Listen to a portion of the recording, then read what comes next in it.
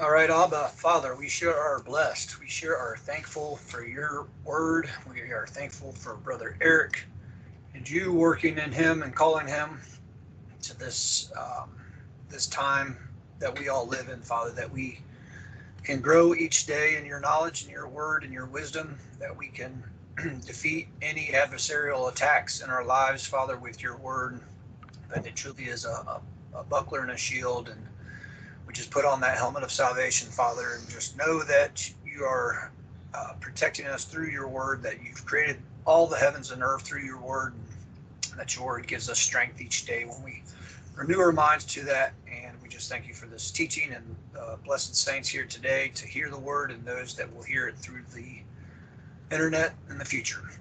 We pray for your continued abundance and grace and mercy on all of our lives. In Yahushua's name, amen. Amen. Amen. So we're gonna start a different thing at the beginning of these recordings, and somebody's gonna share something about the Moedim and what it's meant to them and how great it is. And so Sally is going to go first, and then we'll get into Eric's teaching. But she's gonna have up to 10 minutes. Sally, are you available? Can you hear me right now? Yeah. Shalom. Shalom. All right, I'm gonna turn off my camera microphone, and you just roll on it. Thank you for doing it. Thank you, Brother Greg, for your heart prayer. Thank you, Eric, for the study being so key, helping us learn the letters of Yahweh's words, and so willing to talk about them and teach them. The Moedim are so amazing.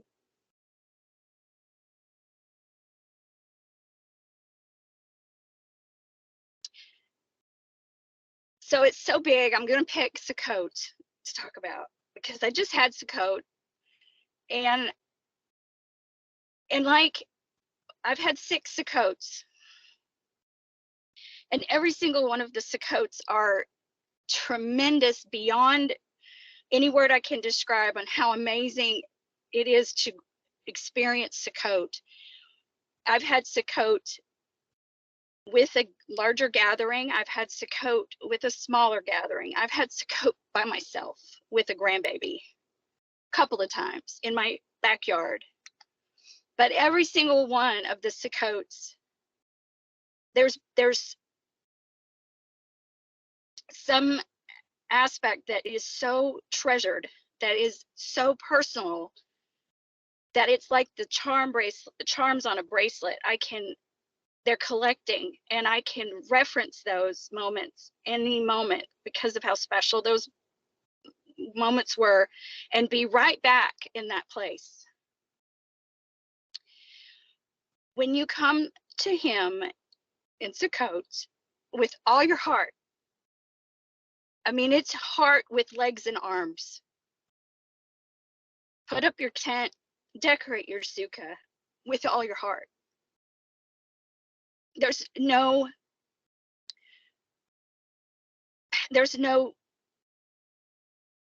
unhappiness with putting up the work of putting up a tent. It is all heart. It's for him. It's because he said so. But when we are experiencing being in that place with all our heart, and then you step back and look at everything, it's amazing. And then you see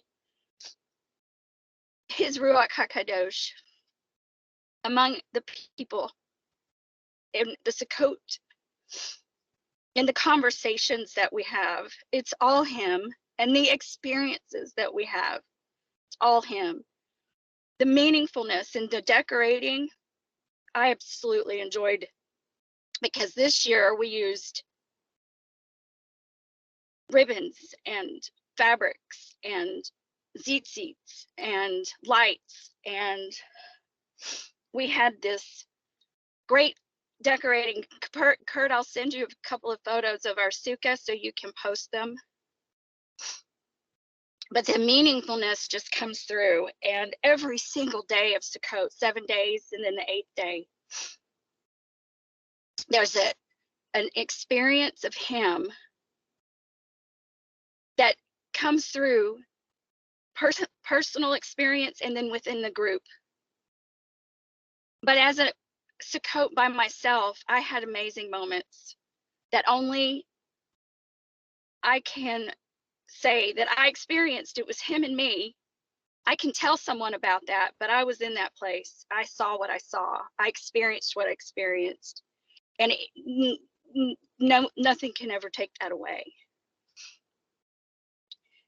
Amazing to read his words and to put our hearts to doing those words. And as I looked back at all of the Sukkot that I just had, I had an epiphany, like a eureka, that the Sukkot is his word. Because I looked up and there was his words as banners all over the place. And we were living in that. We were walking around with his words all over the place. We were talking about his words. We were listening to studies of his word. We watched Erichtology studies. We talked about it. We even just organically, how it all just, the conversation developed and then crescended as an understanding of areas of scripture that I had never talked about. And I just am, there's nothing else like Sukkot. I know that this is supposed to be encouraging because Eric encourages, share your experience to encourage our brothers and sisters, and I'm here emotional. But it's wonderful.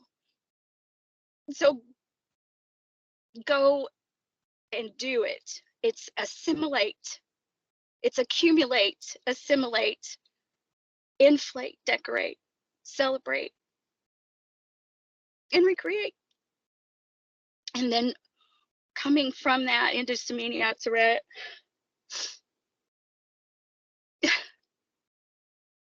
and then to have a Shemini Atzeret. I actually had 2 Shemini Atzerets because the brethren that I'm Sukkoting with in this Moedim season, their calendar is slightly this way, just by when does the day begin.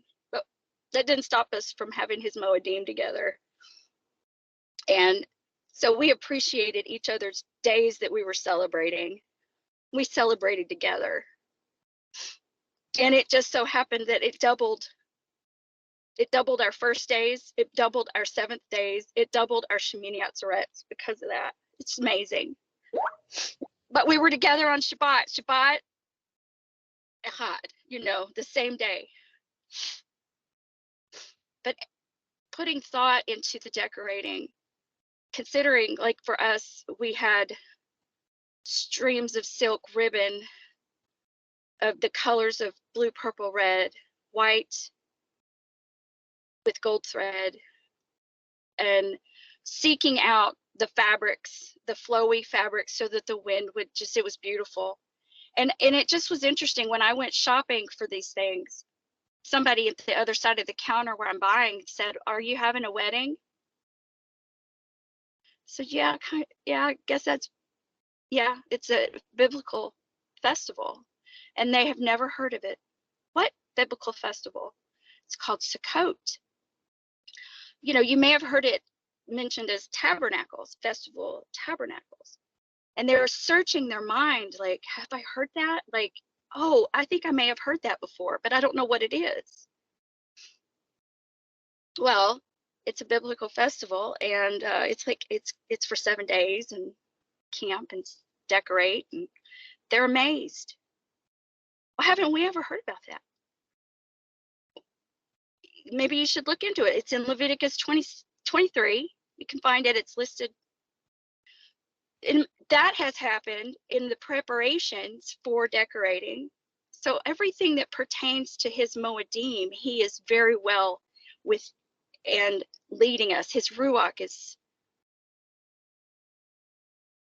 in the Moedim and everything surrounding the Moedim coming in. And even when the Moed is completed with our amazing Shemini Atzeret 8th day, and then Shabbat yesterday. I mean, it's just the most wonderful time, and all heart.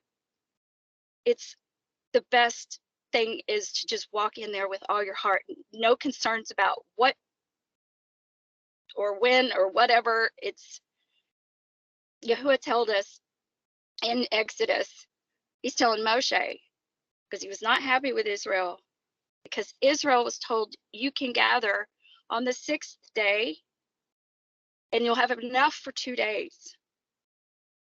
So you can rest on the day on the 7th day.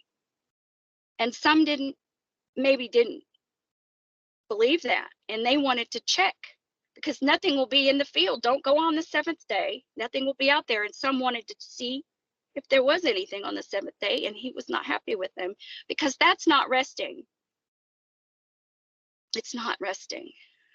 We have to rest in his certainty. And he supplies everything. And in abundance, he supplies everything. With all our heart. With all our heart. And the inflating, we inflate the mattresses because we're sleeping in tents. I was anyway.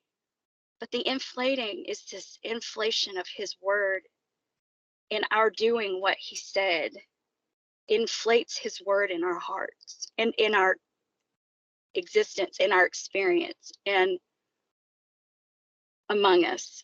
It's amazing.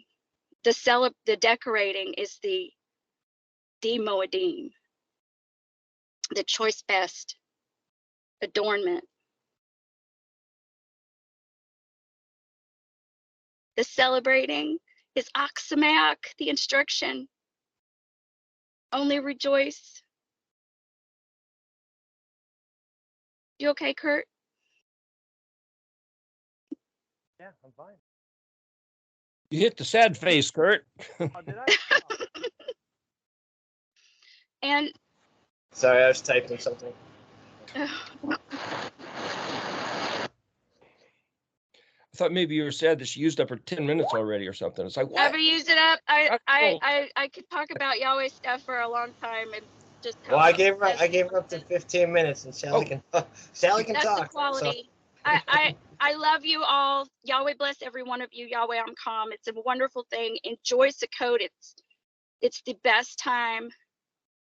It's the most wonderful. The favor is great and wide. So, Aksamak. Aksamak. Hello. Thank you, Sally. All right, Eric, you're on. So you remember back like maybe when you're in high school and you're partying all weekend, big game and church picnic and having fun, and boy, you're just getting in there Monday morning and all of a sudden, pop quiz. Oh, come on, man. You're gonna have a pop quiz. What does this word mean? What? Now, my camera says that's written backwards. So I don't know how it's going to come across, but I'll give you some help. That's an Alef Lamed Yod Hei. So I wrote it properly, but this camera flips things. Anyway, the point is, what does that mean? Alef Lamed Yod Hei. How would you figure out what that word means? So, as I've said, one mechanism that I use is I find it for some reason easier to start with the end of the word, which is the left-hand side, and read the letters.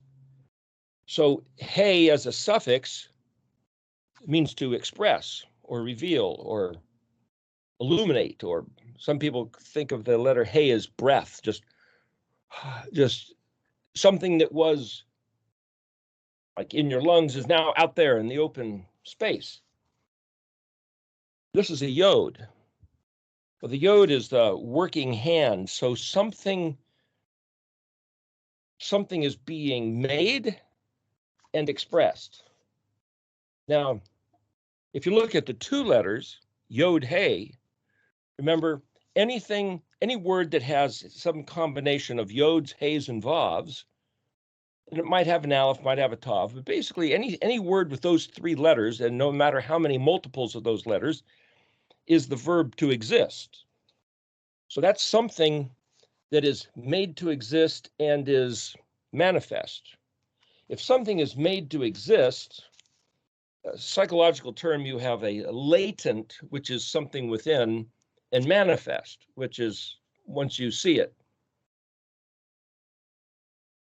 So if it exists, if it's made and not expressed, that would be the within, that would be latent, and that's expressed. That's vocalized as in the English letters Y, H, the vowel phonetic A. It could be Yaha. There's a Lamed. So Lamed means teach and learn, or it's a shepherd staff authority. You can, back in the vaudeville days when there was some guy on stage and they wanted to get him off stage and he wouldn't come off. He's in the limelight, as they say, because they were lights that were fired up by lime, phosphorus or something. Anyway, they'd either poke him with that end of the crook, or they'd grab his arm or his neck or his leg by that end and drag him off the stage. So you could see in that letter pull or push. And if it's an authority, and it means teach or learn, lamed, it also means repeat. Go teach and learn by going over and over and over things. But then you can look at these two letters, Yod Hei, Lamed Yod, and then the Hey. Well, Lamed Hod, remember that phrase, Ani Ladodi, Vedodi Li. Well, this is the word Li. You could pronounce it, I suppose, Laya, but generally it's L-Y or L-I, so Li. And my beloved is mine, that verse from Song of Solomon. So this is the word that means mine. So the Lamed prefix means belonging to, and the Yod suffix is possessive of the first person. So of mine, to me. There's Psalms where it says, this is a song, then it says Lamed Dalet Vav Dalet. Well, is that by David, the song belonging to David, or is it the song to, written for David? So the Lamed can mean it's for somebody, not just owned or created by somebody. So the Lamed prefix, you really don't know exactly, but it has to do with, well, where's the teaching? Where's the teach and learn? If Lamed is possessive, mine, well, I could say, if I learn what? Well, because it's the Hebrew Aleph-Bet letters, the subject is regarding Elohim and humanity. So if we go back to, hey, there's the letter Aleph, and as a first letter, the Aleph can be just generally seen as indicative of the first person, the author, the architect, the artist, the one who's conducting the communication, as being self-referential of identity and intent. I am communicating. I am teaching. I am Aleph Lamed teaching my Yod expression. I'm teaching my stuff. Alef Lamed Yod Hei. Now, if in the dictionary you look at Alef Lamed, it'll say, well, that's the short form as translated into English as God. In the plural, it would be Elohim, Alef Lamed Hei Yod Mem. Elohim, A-L, Alef Lamed, and then Hey Yod. Well, people say Elohim.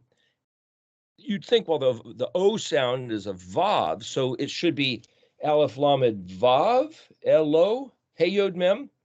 but they don't write it that way. But Jeff Benner has a script of the Tanakh, the Old Testament, and it does have the vavs in there. And so the taking that as a codex, the Erectology paleo scriptures that we had, one version of them got put up using Jeff Benner's codex. And so it had, hey, Kermit Vestal's here. Wow. Hey, Kermit, haven't seen you in a long time. Shalom. Anyway, the codex that Jeff Benner was using has the vav stuck in. Well, now wait a second. There's this thing called equidistant letter sequencing, which some people do with the code searching.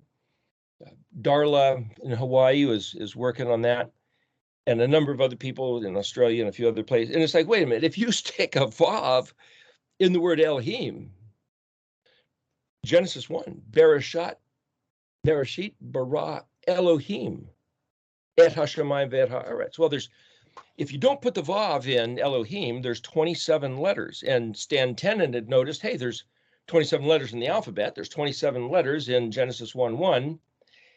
The 27th letter is a zodi, so feet, and that's the 27th letter of this sentence. And he took that as being a spectacular thing to grab his attention, which opened up a 30-year study just on Bereshit 1:1 and the significance of that. If you stick a vav in there, Elohim, Alef Lamed Yod Hei, it's like that's going to bust the code. It'll ruin whatever the formula was. So I can't condone that there should always be, or in any case, a vav in Elohim. I mean, is it Elohim? So how do we know what it really is? How do we know if the words we have in the text are written properly? And how do we know whether we've got the proper definition? If I look at this word here, Alef Lamed Yod Hei, it'll tell you in the dictionary that Alef Lamed is translated God. Alef Lamed Hei, that would be pronounced Allah, refers to deity. Not necessarily the God, or it could be the, which would be the letter Hey, Ha, Allah. Hey, that sounds like what the Muslim folks call him. It's a Hebrew word. There's a Hebrew and Arabic are like cousin or sister languages. And Aramaic also. So is that referring to God? So Alef Lamed Yod would mean my God, if I'm going to use English words to appropriate. But see, if I was going to say this is my Elohim in Hebrew, it would be written Alef Lamed Hey Yod. This is Alef Lamed Yod Hey. Well, I could say, listen, if any word that's spelled with Yod, Heys, and Vavs means to exist, whether it's Hey Yod or Yod Hey, it still means to exist. Well, that's true.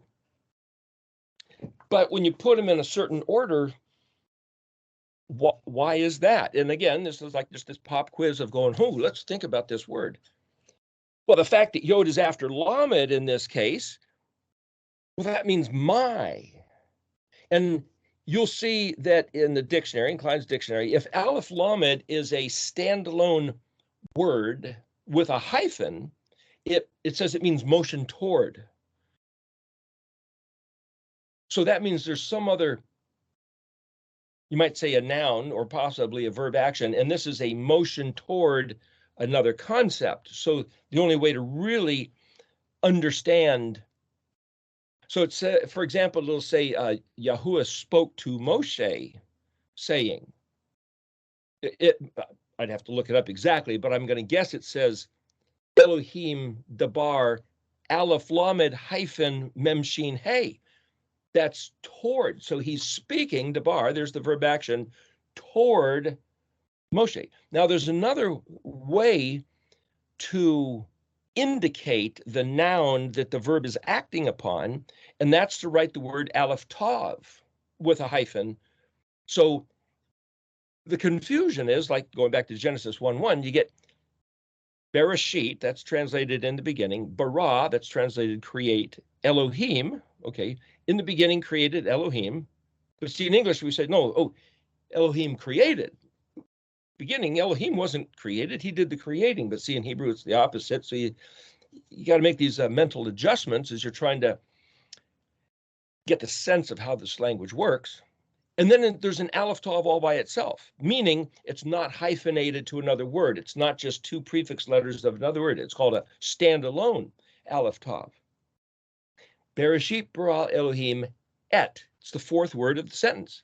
And then it says Hashemayim, which would be the heavens, va'et, that's and Aleph Tav. Well, see, that's not a standalone Aleph Tav right there. That's Vav, which means and, Aleph Tav, and then there's a hyphen, ha'aretz, the earth.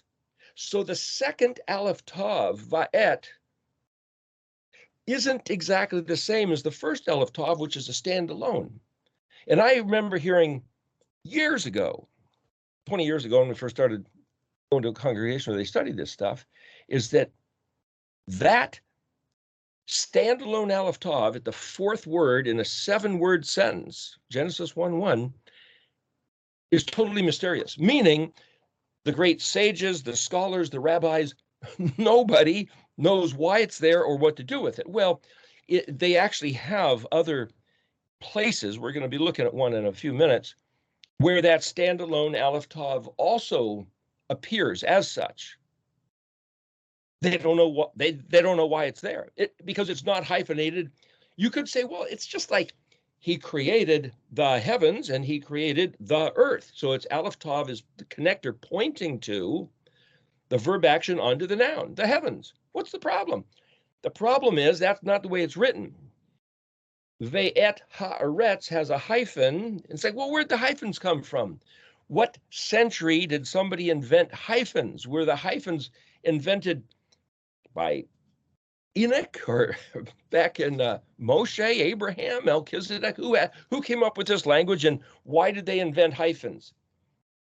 As far as I know, nobody knows. And as far as I know, perhaps there were no hyphens back in the very beginning. Well, then why is there a hyphen between Vav Aleph Tav hyphen Ha'aretz, Hey Aleph Resh Zadi? If there was no hyphen, then Ve'et would be its own word. So you have, if Aleph Tav standing alone is the fourth word, then you got Hashemayim. Well, in English, we say the word the is its own word, but not in Hebrew. Hashemayim, Hey, Shin Mem Yod Mem, is all one word. So in Hebrew, when a word starts with the letter Hey, it may not be a prefix letter like the, for example, Hannah, Hey Nun Hey. Doesn't mean the Nun Hey, it's just Hannah, and it means behold, here, gladly, joyfully, to pleasing, putting something on display. Hey Nun Hey. We can analyze the spelling of that, but my point is, every time you see a letter Hey as a prefix, it doesn't necessarily mean the. But when it says Hashemayim, we read it as the heavens. So the heavens is one word, va'et. Even though it's hyphenated with ha'aretz, it counts as a word, so ha'aretz is its own word. Well, wait a minute. If it's hyphenated, doesn't that join it to the next word? If you joined it to the next word in Genesis 1:1, you'd only have 6 words in the sentence, not 7. When I was doing the study on Psalm 119, there's a number of words which are hyphenated, and I determined to count the hyphenated words with the word, both the first word and the last word. And the first word, in the case if it was the first word of the sentence, in each of the 22 sections, the first letter of the first word of the sentence starts with that letter. There's this mysterious thing in Psalm 119 we've talked about before. So for the sake of filling out the understanding, I coupled the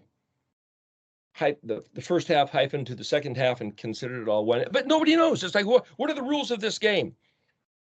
We're just looking. We're just looking. And if the great sages, rabbis, scholars can say, we have no idea, after all these centuries. I mean, Moshe was about 1500 BC. So since the days Moshe penned the Torah on sheepskins with charcoal ink, it's been 3,500 years. 3,500 years. What were the rules of grammar back then? What were the syntax structure of the language, or was there any? We might get to it today or maybe next week. Somebody sent me a picture of a specimen, an artifact they found somewhere in Israel, I suppose, and it was a signet ring. And so when they made it, it was probably, maybe 3/4 of an inch by 1 inch, something that you could stick on your finger and stamp and it was written in Paleo Hebrew. So Kurt, I sent you a picture of that, and maybe you could put it up in the chat or something. We might get to it at the end of this talk, but we'll see. But the point is, they say, whoever the scholars are who reproduced this thing as a belt buckle, which my friend has, said, well, we believe it's like 1000 BC. Well, that's the era of David and Solomon, 1000 BC.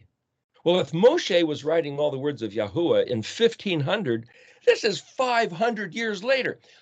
If we in English call this the era of 2000, look back in the days of Shakespeare, which is about, let's call it 1500, that's 500 years ago, and you look at the way Shakespeare wrote, we probably couldn't understand most of it. And there was a couple guys before him, like Chaucer, who wrote such strange, the spelling of words, the phrasing of sentences, the use of words, it's just veritably a foreign language.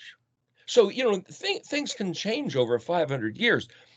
So if we look at this signet ring, this belt buckle, and say, well, it's written in Paleo, and there's a few anomalies, which I don't recognize as being the letter font that I use. And you could say, well, why is that? And say, well, who standardized the alphabet or when I say syntax, it's the structure of how the language is built.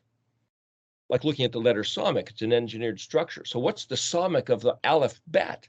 And did they have that in 1000 BC? We're told, the scholars tell us, that in the Lebanese city of Byblos, Byblos, it's inland 100 miles or so. The reason why we call it Bible, the reason why biblio is the Spanish word for book, is because of that city Byblos, where it came from, they say. And they say the Semitic alphabet was invented or developed in Byblos by somebody, nobody knows who, but around 1000 BC. And say, wait a minute, that's David era, 1000 BC. And if Moshe was writing the words of Yahuwah in Hebrew, 1500 BC, that's 500 years earlier, there it is, thank you. Well, then they're wrong. But if you look at this, some of those letters look different than what I use. And it's like, okay, just as a challenge, a quiz, hey, can we figure out what this means? So my friend called me up and said, hey, can you make sense of this? And he's going to a Chabad study group. And Chabad, Chet Bet Dalet, Chakma Bina Da'at, wisdom, understanding, and knowledge. I mean, hey, they're studying the Torah and the Talmud. And he says, hey, it's like, yeah, it's Paleo Hebrew. Forget it. They don't even want to be bothered with it. It's Paleo Hebrew. It's like, gosh, to me, this is great. I have this thing here. It's kind of like this. It's like, what does this mean? You can see this flame head, and this is almost like the top of a candle. And then, so there's that other picture that I drew the other week. We talked about it, the heart shape with the Paleo letters forming the heart, like his word written on our heart. It's like, okay, well, how do you use letters to take on a shape of what you're trying to talk about? The interesting thing about that emblem that Kurt just put up, that signet ring, is that the top letters, 3 of the letters are up here and a couple letters are down here. And it's like, why? Why didn't they draw them in a straight line? I've seen coins printed where the letters are scattered all over the place. It's kind of like in the very beginning of writing, perhaps they didn't have the thought, oh, let's write them in a straight line.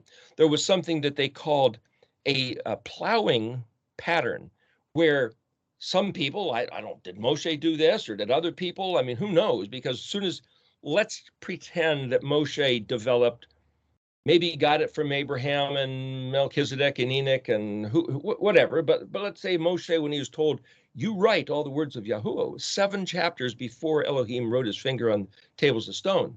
It's in Exodus. So how did Moshe write all the words of Yahuwah? I suggest they couldn't have been in hieroglyphics or cuneiform. It had to be Hebrew, and I'm suggesting it was Paleo-Hebrew, though other people think it was modern flame, but just so you know. But that there's this plowing pattern where you start at one side, let's say you start at the right-hand side of the page, and you write to the left. Who's to say you should come back over here and go to the right again? So the plowing pattern is they start on this side and they write this way and they drop down and then they go back this way and then they drop down and they come back this way and then drop down and come back this way, just like you'd plow a field. Well, that makes sense if you're agriculturalists.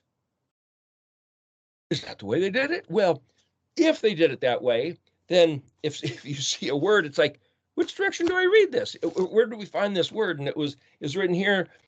It was the sentence going this way or that way. And it's like, and if you see the letters scattered all over the page, sometimes they wrote the letters vertically, like Chinese or Japanese pieces of art. You might see them. It's like, who knows? The fact that we have stuff now, you go to grammar school and boy, they'll tell you this is the way you write the letters and you practice exactly this perfect specimen. They have them up on the chalkboard and spend hours practicing writing. And, they'll tell you sentence structure, but there was not necessarily any such thing back in the days of the original Paleo. So either Moshe was writing 500 years before, this artifact really is from 1000 BC, either case it's from the days of David, but how do we know what they were saying and what they were doing? If it was written on a little signet, the artist who made that thing probably had a little tiny needle tool and he was scratching into a mold that he then made a clay model. And then he took it and did the inverse and filled it up with metal, molten silver, say. Now it's a ring that you can press into wax, in which case you'd have to write it in the inverse. So he'd have to make it look like this. So when you pressed it in, you could read it. But that's not what that looks like. So did they make a belt buckle, a signet ring out of the positive, or is it the inverse? See, once you start saying, what are we really dealing with? There's all these other considerations. So what I've taken on, yeah, you could call it art. Art is in the eye of the beholder. There's also art in the eye of the artist. What did he mean? What did he intend? See, we've talked about this before in terms of communication. Where's the burden or where's the responsibility to understand what's being communicated? If the lecturer is saying something and nobody's paying attention, it's like, what's the matter with you people? Pay attention and listen and learn. Or is it the guy speaking isn't capturing their attention? Well, it's both. If the guy speaking isn't speaking clear, then he can't blame the students for not hearing.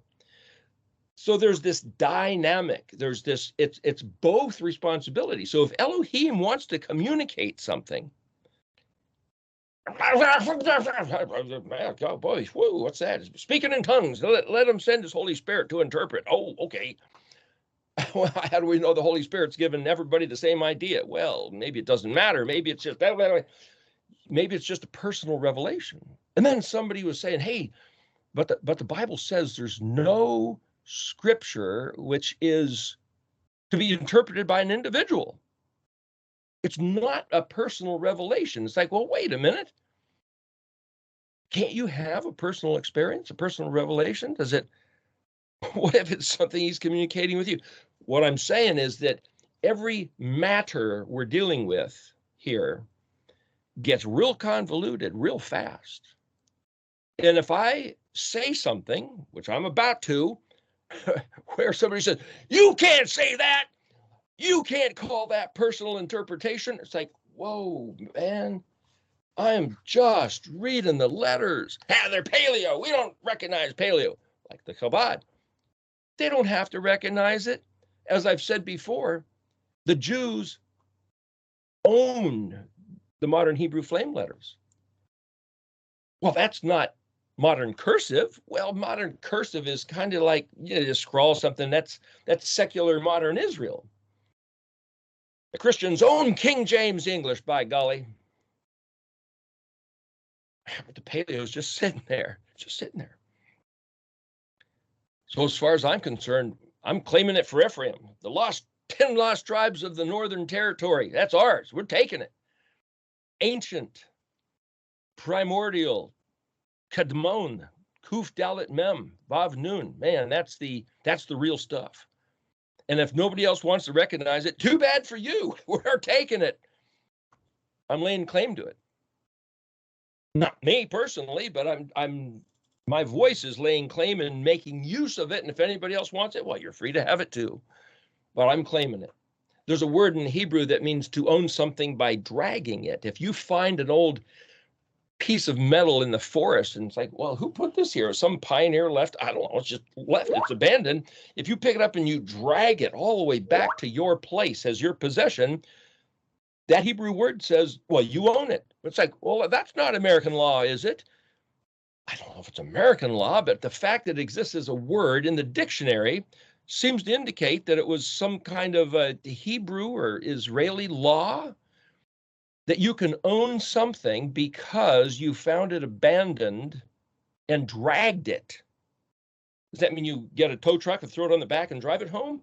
There's something about dragging it. Why is it saying that? Well, I'll tell you, I've spent 20 years dragging this Paleo-Hebrew to right here, and it's ours. And I've never heard anybody else even think to lay claim to it. Hey, that's our sacred tongue. No, it's not. They consider it profanity. Wonderful. Thank you, Yahweh, for saving it for us for here and now. What do you mean saving it for us here and now?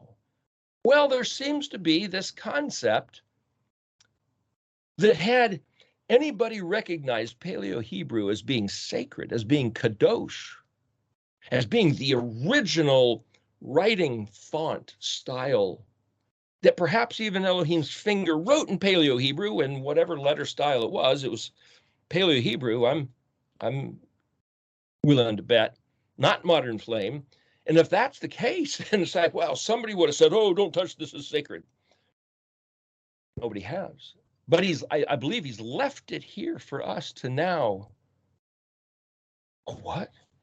And look at the shapes of the letters and the orthography and the meaning. And I mentioned before, Miles Jones, a famous guy these days, wrote a book called The Writing of God. And in the book, he says half a dozen times, and I'm saying this because this is a logical analysis. If you go to court of law, or if you listen to rabbis and argue Talmud, or if you listen to philosophers debate with each other, or mathematicians, nobody's trying to necessarily beat the other guy up. They're trying to logically process and analyze and come to, if not truth, at least a true determination, at least a good enough true determination until somebody can come up with a better argument that removes that one, blows that out of the way, and it'll stand until another one comes. Scientists do that all the time. They guess at the way things are built until somebody comes up with a better idea. Einstein theory of relativity blew out Newton. Then somebody else comes and says, yeah, well, Einstein wasn't exactly correct. And they've got a new thing. And it's like, okay, that's just the way humans work. So Miles Jones says, because one of the commandments says, don't make any graven images. Don't make any graven images. Well, don't make any graven images connected to his regard or his face. So if the Paleo-Hebrew letters were images, if Aleph was an ox and Bet is a house and Gimel is a camel, especially if you say they have any reference to Yahuwah's being, like, for example, if Aleph really does mean I'm revealing my identity and intent, well, then we can associate everything else written as his projected communication. And if he wrote with his fingers 22 glyphs with pictographic reference orthographically, the shape of the letters, he'd be breaking his own commandment. He wouldn't do that. So Miles Jones said, okay, then soon as he wrote with his finger on the tables of stone, it erased pictographic meaning, and now it's simply only phonetics. And so what the book maintains, just so you know, the oppositional voice contending with this whole study is anybody who thinks or says that a letter means something. If Aleph means ox, or Bet means house, or Samech looks like a backbone and ribs, and Zadi looks like a fish hook, heresy, infidel, sin, satanic. How dare you lead me astray with your conjectures? They can believe that if they want. I completely disagree. I believe this is totally what Yahuwah Zavot, because Zadi-Bet means to inflate. Zadi-Bet Aleph is army, but Aleph Vav Tav, Zadi-Bet Aleph Vav Tav, Zavot. Aleph Vav Tav is an oath. Oat. It's pronounced, Tav is pronounced as either an S by the Ashkenazi or a T or a TH. So if you'll see people talking about Beth Israel or Bet Israel, the T, the Tav is pronounced as both the T and or the TH. So it's not, which one is right? Is it Beth or Bet? Doesn't matter. Pronounce it however you want. No, this is the way we do it. Listen, if somebody wants to be, no, this is the way we do it. And if you want to hang out with them, do it that way. Whatever you want, I don't care. The point is, we're trying to read the letters. What does it mean? All that to say this. What does this word mean? Alef Lamed Yod Hei. If Alef Lamed means pointing or motion toward, and this is ox, shepherd staff, or this is this strong, powerful authority, or this is the original intention of the teaching. If Elohim refers to himself conducted by the vehicle or the orthographic Aleph, which is to say, that's not him. No, the Aleph refers to the identity and intent of the author, the originator of the communication. And if he doesn't communicate clearly and simply for us, the brain dead audience, whose fault is that? Is it ours? He created our brains. If he created our brains incapable of hearing, don't blame me. So he has a double job. On the one hand, he had to make humans. Now, if he invented the Hebrew language, he had to invent Adam very particular to have a brain that would hear and read and comprehend and fathom and fill up the full understanding of those very Hebrew words and respond with a pure heart, not mistaken, not convoluted. That's the whole task, the whole essence of being Adam, is to communicate with Elohim. If you believe in creation, if you believe that, oh, gee, humans just developed from monkeys who developed from microorganisms who developed from a big bang, then forget the whole thing. But if Elohim created Adam in his likeness and image, spoke to him, related to him in Hebrew, according to these letters, these 22 letters of these words, then Adam's entire essence of being is to be the creature, the created thing that processes information, all referenced, keyed to, founded on, based on the 22 Hebrew letters. It's all about that. And so then when Elohim communicates to Adam, he's already equipped Adam. Now Adam's got the personal responsibility of, hello, would you pay attention? Would you listen? Which means he actually then had to build into Adam the personal, willful choice to pay attention or not, to listen or not, to regard or not. So then you realize, well, psychologists who study the human brain, the mind, what does it mean to be human? What does it mean to be Adam? And again, talk about that meaning of English words, the fictional monster versus the living, breathing Adam, man. When Elohim was creating the essence of Adam, he gave him the right, the prerogative to decide, choose life. I'm putting before you life and death. I suggest, hey, look, here's incoming information. Choose life. Choose life. Yeah, what if I don't want to choose? Well, I'll tell you what. My understanding is you can defer that decision to not choose either life or death till your last breath. Now, what if by default, if you haven't chosen, you live? Yeah, but what if you by default, if you haven't chosen, you're dead. There was a guy went to this bakery one time years ago. There's this guy wearing a pentagram and all these devil bejewelments. And I said, I don't know this guy, but 20-something-year-old guy says, why would a guy intentionally choose to be on the losing team? Why would you do that? Why would a rational person choose to not only lose, but have hell to pay for being on that team? He says, there are no teams. There are no choices. Nobody. It's like, you're willing to bet?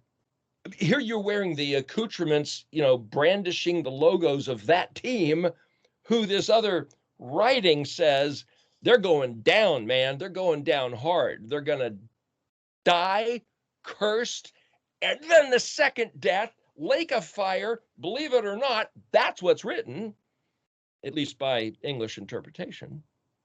Why would you choose that? There's no teams. You really believe that? You're really holding on to that there is no truth, right?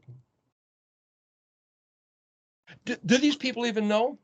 A guy was telling me that right now in Los Angeles, this is an amazing thing. I saw a picture, somebody had a video of that on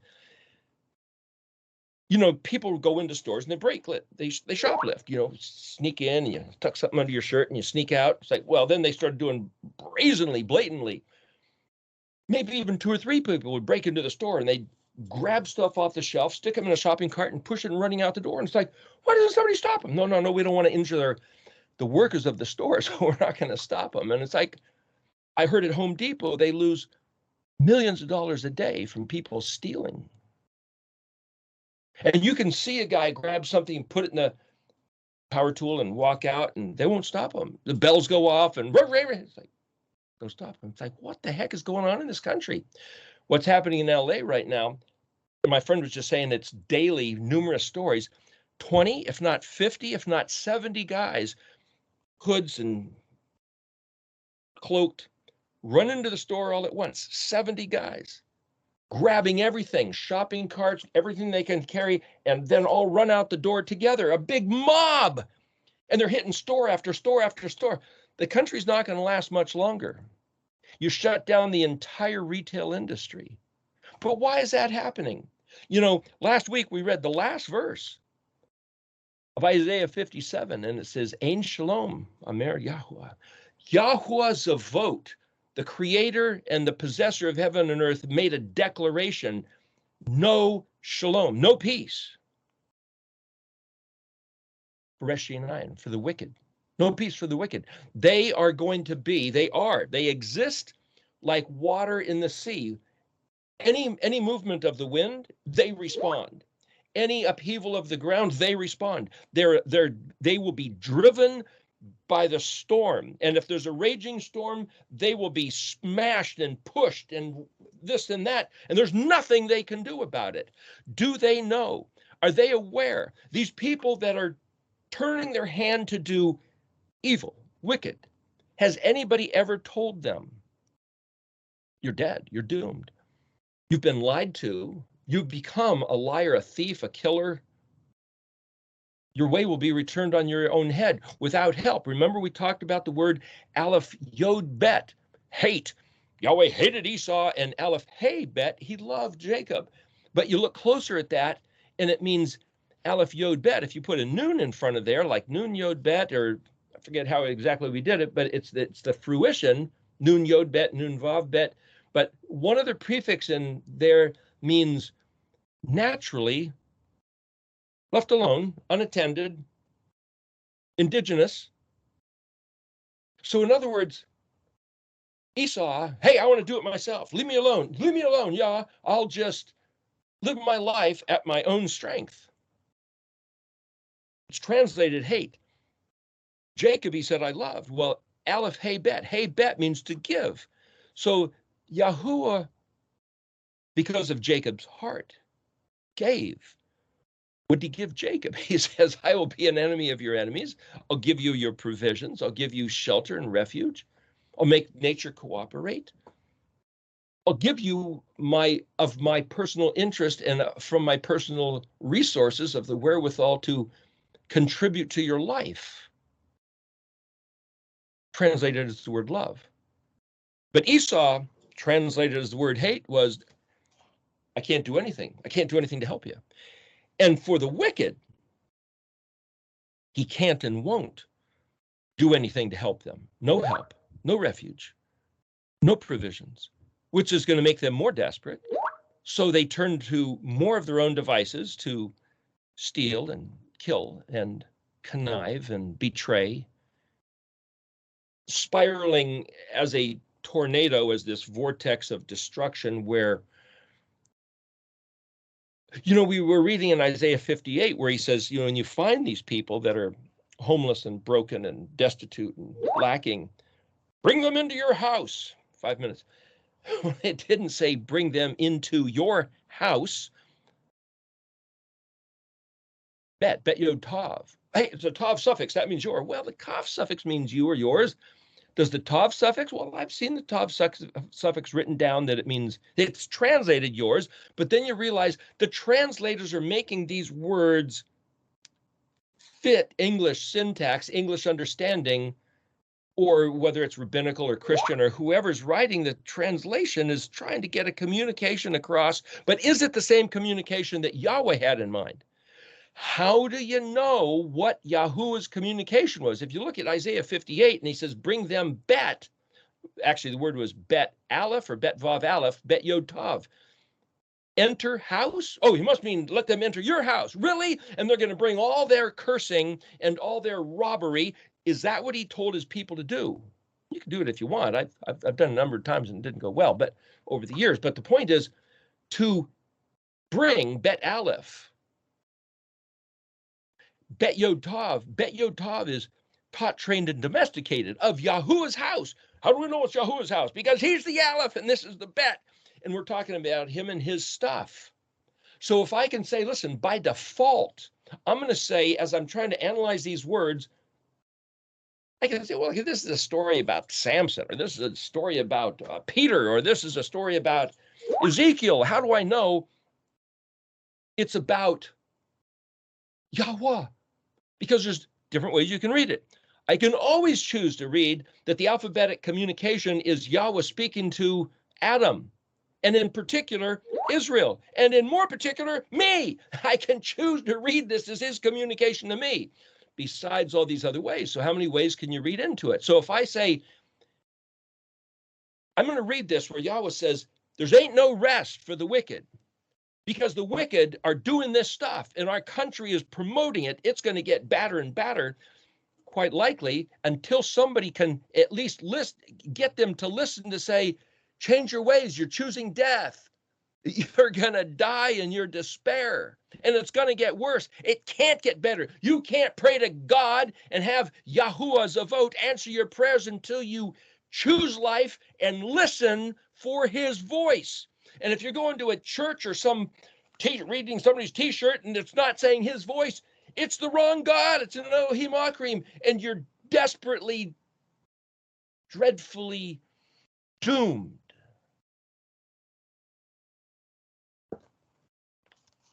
Unless you turn to Elohim's instructions of his Torah, my expression, I, the Aleph, my Torah expressed. Is that what this word means? I will teach my, Yod is a suffix of L-E, I will teach my Torah in a way that it can be expressed and revealed and understood, communicated at value for what it really is. If Hay distorts and if Hay deceives and if Hay is trickery, it ain't no Hay. So Hay, if Dalet is a door, which is a choice, and Aleph refers to I, the creator, Bet of the heavens and the earth, created Adam as a bet, as an Aleph in a bet. Adam is a individual person with consciousness and the right to determine. So he puts him in the bet Gimel gives him mobility, and then choice. Dalet says, here's the door. You choose life or death. Hey, I suggest you choose life. And Adam gets to then connect Vav or disconnect Zion, life or death, blessing or curse. And then there's the grave, the chet, the end of this life, beginning of a whatever's beyond the veil, whatever's beyond that wall of death. So this is one way I can read the first 8 letters. How do you choose life? Read the instructions. I will make it clear. Is that what this word means? We'll get to that in a minute after the break.